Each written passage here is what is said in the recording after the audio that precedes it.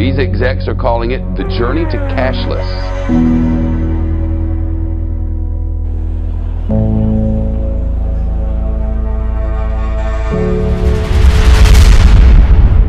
First of all, I'd like to say that we always had a disruption. It's just, it never was so disruptive as it is these days. And there is a reason for that.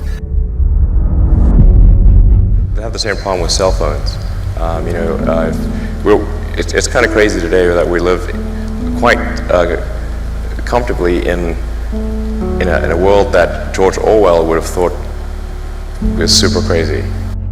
So what do we say to those who say, you know what, listen, privacy is out the door. Everything's about convenience right now, and forsaking privacy is worth it given the convenience of devices like Alexa. You say, well, then you should be happy. I mean, those kind of people, they're loving life right now because we are constantly giving up privacy, and we are only going to give up more privacy because we're entering an era of artificial intelligence. Elon might be proof that time travel exists because he seems to have either more hours in the day than the rest of us have, or he's from the future.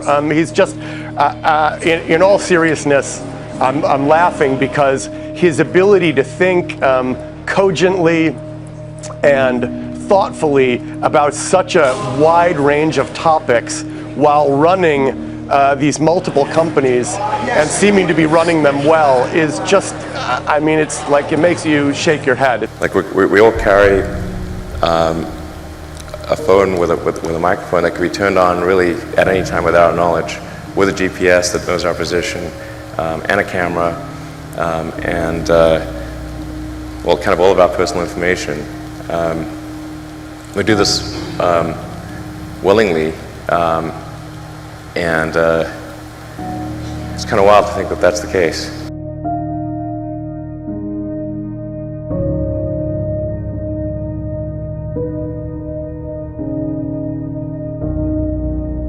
To get that data everywhere, they have to invade your privacy in all kinds of ways. So we have this constant trade-off. For convenience and for innovation, we give up our privacy. Issuing an alert this week that some so-called smart toys may be spying on your kids. Even though these toys may be a lot of fun, they may be very educational, they may also have a dark side. A sad sign of the times when even toys intended to educate can make trouble. A sad sign of the times when even... But the way privacy and technology work is we just give it up as time goes on. So eventually they'll record more and they'll sell it to more places.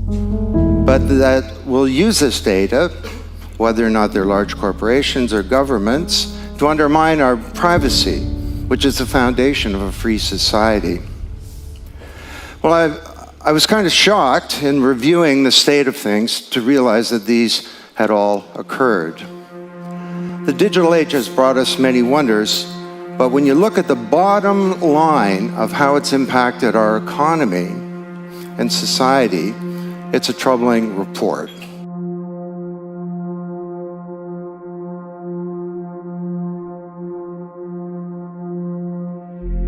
But warns using it on air travelers could be a dangerous step toward building a more powerful surveillance infrastructure on Americans. There's a pretty good chance that over time, if we don't put in place checks and balances and really stop the application of this powerful surveillance technology on Americans, it will inevitably expand to other things.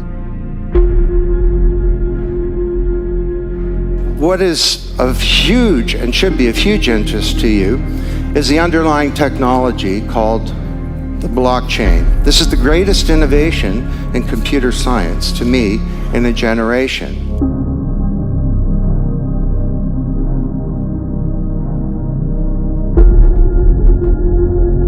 The blockchain is basically, it's a distributed database. Think of a global spreadsheet.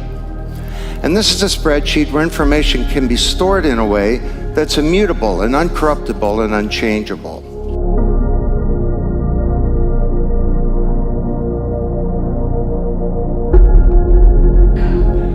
So the problem is here that we seem to be forgetting just how much information we share.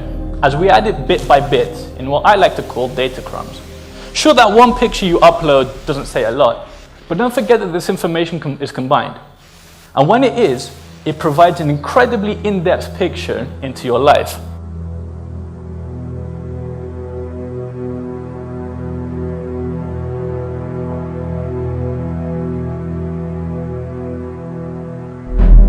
Visa is leading the charge toward a cashless culture by connecting with electric race cars speeding through New York City.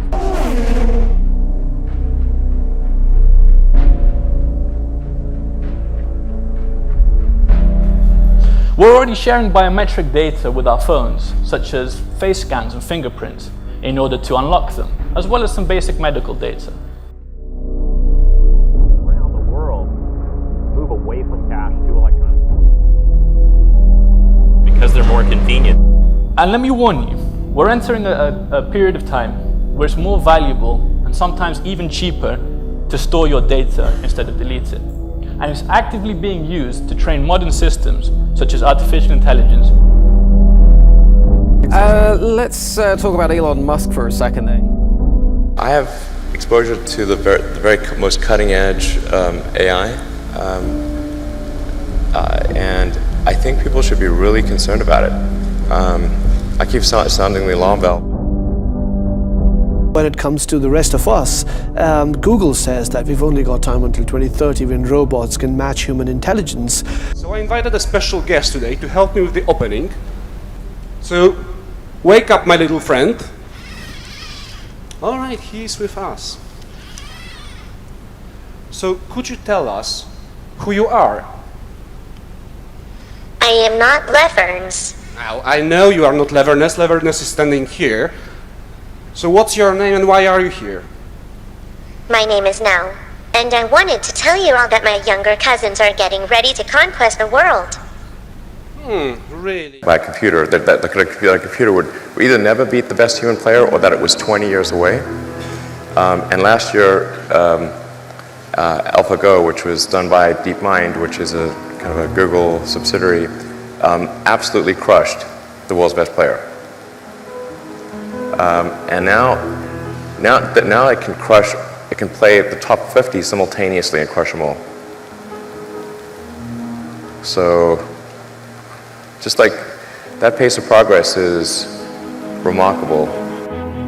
So, you saw the movie. What is going on around the world? We have a major migration, a lot of millions of people fleeing war and injustice. We have a climate change that is causing natural disasters in different parts of the world.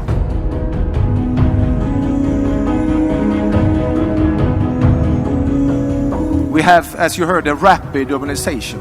Actually, 200,000 people every day move into urban areas globally.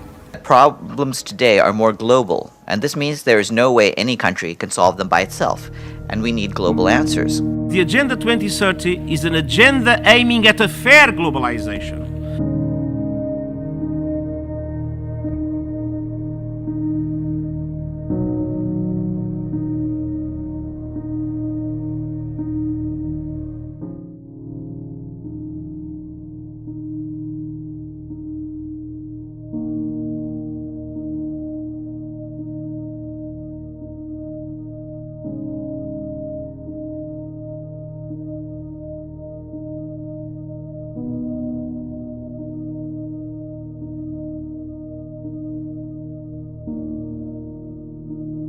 ID 2020 is a global strategic initiative aiming to help deliver against the United Nations sustainable goal of legal identity for all.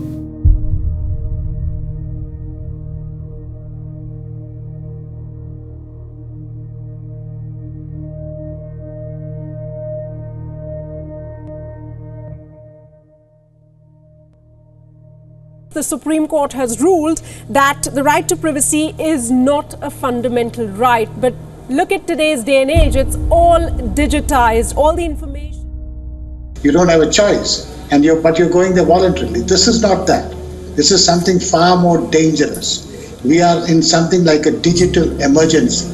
where the state or the government is taking all your data and linking it to everything else.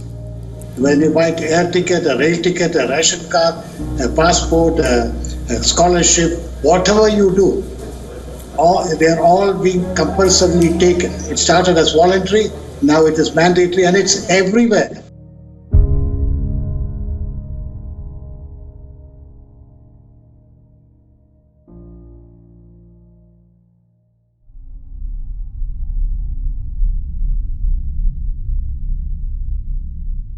So we're at one of those weird turning points, once again, in human history, where we're going to get another kick at the can to rewrite the economic power grid and to make a world that's more peer-to-peer and that's more just and that's more transparent. What an exciting time to be alive. Attendance was off the charts, the largest participation ever at an NGA meeting. AI is a fundamental risk to the existence of human civilization, in a way that car accidents, airplane crashes, faulty drugs, or bad food were not. They were harmful to a set of individuals within society, of course, but they were not harmful to society as a whole. AI is a fundamental existential risk for human civilization, and I don't think people fully appreciate that. We give them a set of rules and they follow them. In this instance, and we're talking 10 to 20 years away, I mean, for true artificial intelligence, it's going to be a very different place. This is really like the scariest problem to me, I'll tell you. Yeah, so I really think we need government regulation. First of all, I'd like to say that we always had a disruption. It's just, it never was so disruptive as it is these days. And there is a reason for that. The reason for that is that disruption has become digital. 8th ABSO Conference. The Old World Disrupted.